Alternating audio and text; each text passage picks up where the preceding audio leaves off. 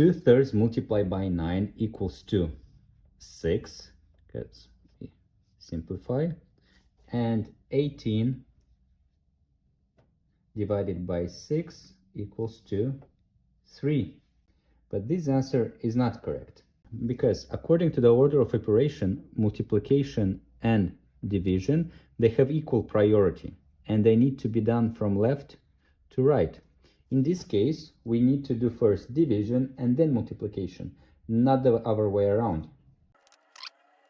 First, we need to do the division. To do the division, we must remember the KCF rule, which means to keep the first, change the sign, and flip the second, and we get 3/2 multiplied by 9.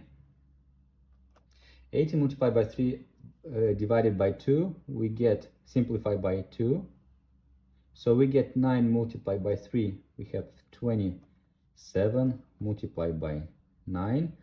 And we get 9 multiplied by 7, we get 63. We have 6, then multiply, it's 18 plus 6, we have 240. And the correct answer is 243. Thank you very much for watching. Please don't forget to subscribe and like the video. Ciao, ciao.